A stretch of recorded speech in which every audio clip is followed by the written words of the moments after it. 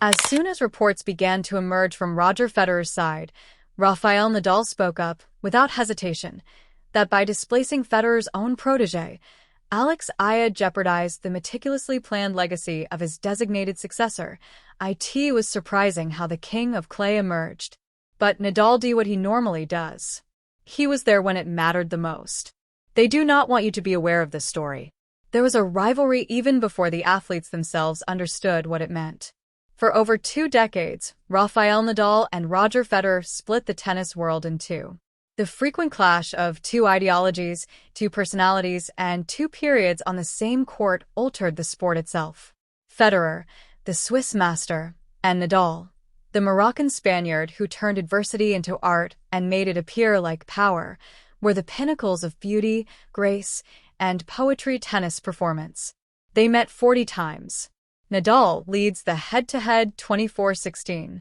However, the statistics never provided a complete picture of these 2 men. They share more than just rivalry. The respect that existed between them can only be understood by the greatest. And when both players retired, Federer in 2022 and Nadal in 2024, the tennis community braced itself for the inevitable question that comes with the departure of icons. Who will be the next? Federer found his answer in the 18-year-old Brazilian star Rafael, who competed for Federer's co-owned sportswear firm, Running. Federer was more than just Fana's sponsor. He supported him, believed in him, and used him as the spokesperson for a future he was subtly constructing from the sidelines. Fana created waves in the Australian Open in 2025 by defeating Andrei Rublev to get to the second round. He had captured hearts with his skill and won the US Open Junior Championship in 2023. Nadal's reaction was distinct and had taken a lot more time to formulate. Alex Eala has been receiving instruction at the Rafael Nadal Academy since she was 13 years old. The left-handed Filipina from Quezon City had an unexplained devotion that matched her talent when she first came to Majorca as a young girl. Nadal witnessed her growth. In the way that only a genuine mentor would, he praised her on her achievements. 2 chosen ones, 2 legends, and a civilization prepared to realize that these parallel stories could not continue indefinitely were all things he kept an eye on. But nobody was prepared for this. What happens if one of the chosen ones develops so rapidly that the other starts to appear like an afterthought? This is exactly what began to happen in 2025, and things quickly became extremely complicated when the silent strain finally found a voice. To understand why this debate erupted the way it did, you must first appreciate how extraordinary Alex Eala's rise was. This was not a gradual rise in status. There was a blast.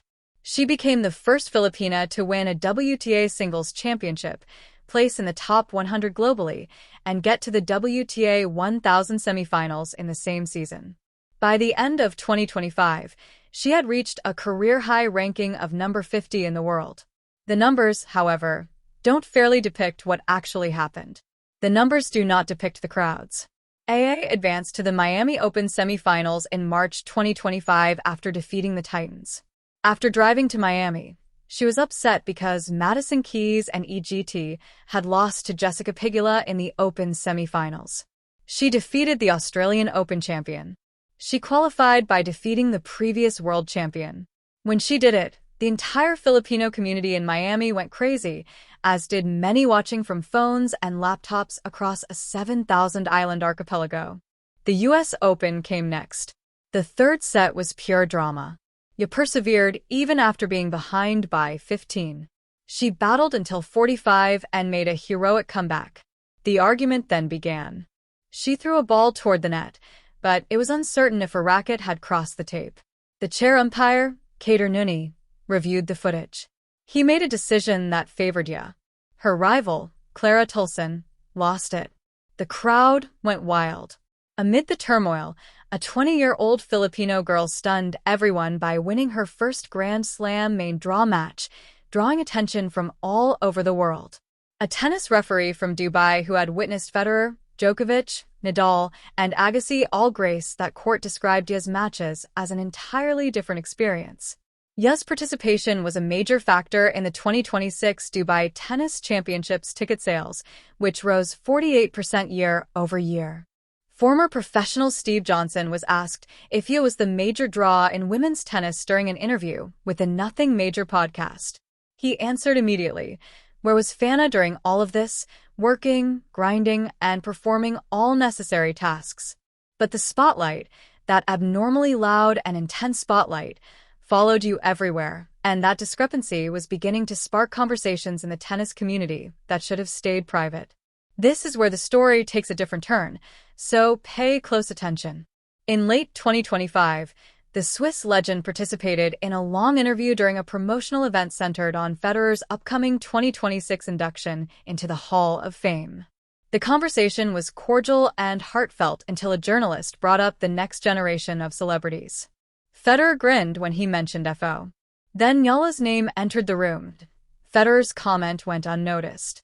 It wasn't an outburst, because it was administered with a particular amount of precise precision. It hurts much more. He made the tactful but obvious implication that other up-and-coming talents had struggled to receive the recognition they were due to the intense media attention on Eala. He said that this led to an imbalance in the coverage, with equally deserving players like Funko being overlooked because one player had understood what he described as a phenomenon of nationalism rather than tennis skill. The internet didn't wait for context. The internet never does. In a few hours, the term nationalism, rather than tennis merit, was copied, shared, quoted, and answered roughly 10 million times on various platforms. Filipino tennis enthusiasts, who were already the world's most loyal and well-organized group, immediately came together. Comment sections become battlegrounds. Federer's name was once nearly universally respected, but all of a sudden it became well-known for all the wrong reasons. Additionally, the same query kept coming up everywhere. Will a member of the tennis community raise their voice? Will someone defend her?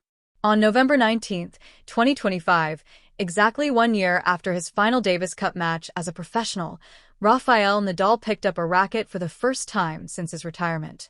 When he returned to the court at the Rafael Nadal Academy, his first practice partner was Alex Eala, the current WTA world number 50.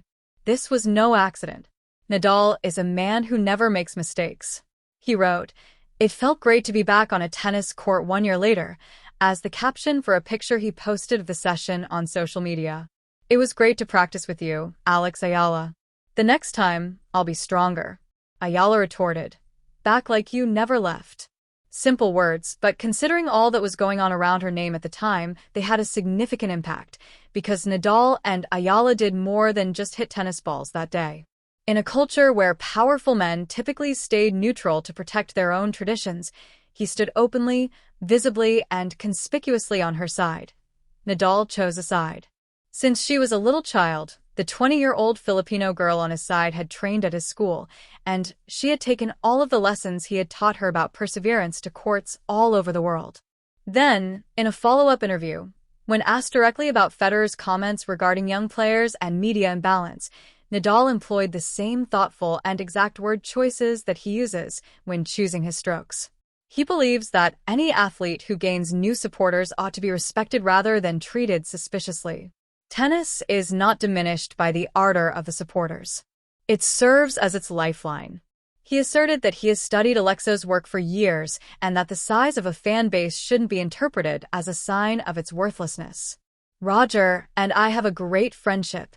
Nadal acknowledged that when we communicated on a daily basis, we were courteously keeping the door open for friendship.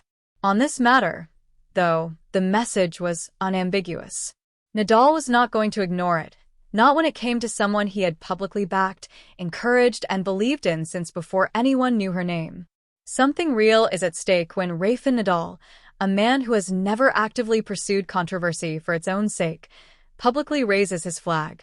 As a result, the tennis community was affected. But now is the time to stop and ask the trickier question. Was Federer entirely wrong? Fana is distinct. He is a true potential star because he is technically gifted, athletic, and intellectually mature for his age. Furthermore, it is indisputable that Eala's cultural phenomenon has garnered media attention to the point where it occasionally overshadows objective performance metrics. A string of early exits after Miami led to hate rhetoric from both new and casual supporters. The discourse around Eala frequently oscillates between unjustified praise and hyperbolic criticism, neither of which is advantageous to the athlete or the sport. When she fell to Coco Gauff 60-2 in Dubai, I wasn't holding back. She was honest enough to admit that she was still not as good as the top women's tennis players. Someone so young displaying that level of honesty is rare and amazing. She doesn't require protection from reality. She has demonstrated that she is capable of facing it head-on, but there's a crucial difference between constructive criticism and rejection, between pointing out flaws and eliminating successes. Eala herself addressed the matter with her customary clarity. I make an effort to be thankful all the time. I have witnessed extreme poverty in my past. I have witnessed extreme adversity. I can still be thankful for what I have and consider what she has truly accomplished, even though I haven't personally gone through such hardship. After the commotion had subsided, she began 2025 at position 138. Take a moment to step back from the turmoil. Take a vacation from the headlines, the arguments on Twitter, and the cut quotes. Because there is much more to this story than a disagreement between two retired icons. Tennis is changing. The sport, which was previously dominated by a small number of American and European celebrities and watched by a very small global audience, is now becoming more widely available. New markets, new lovers, and fresh faces. The new admirers aren't passive either. They are outspoken, sentimental, well-organized, and deeply engaged. He had never seen a vibe like the one created by Eala's matches, not necessarily louder, but more distinct, pressing, and lively. According to a seasoned Dubai referee who had watched the finest players in the world for decades. Ja got it exactly perfect. There are some massive markets with untapped potential. They only require players to arrive and make an impression. And that is exactly what Alex has done. You should watch her games just to get a sense of what it's like on the court. At the heart of professional tennis today is this conflict. The old guard, the legacy institutions, and the carefully constructed hierarchies of financing and attention. They are up against a force for which they were ill-prepared. And that power has a name.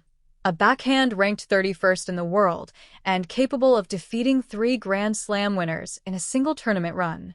Nadal's backing of Eala extends beyond a straightforward, friendly teacher-student interaction. It says something about the kind of sport tennis wants to be. It is a notion that the new crowd is too rowdy or the new celebrity is too beloved for the game's gatekeepers to make a choice. Asking everyone to watch and then becoming outraged when everyone shows up is not an option. For introducing a new population to the sport, Alex has my gratitude. Following his triumph over Eala in Dubai, Coco Gauff made a statement on the court. I am really appreciative of it. I think it's great. Even after losing to AA, Gauff acknowledged the gift she was giving the game. Jessica Pegula called her the perfect role model. She is unique in the way her nation supports her and the way she has been able to pack stadiums. According to Pegula, she handles things with such maturity and poise. For the first time in a year, Rafael Nadal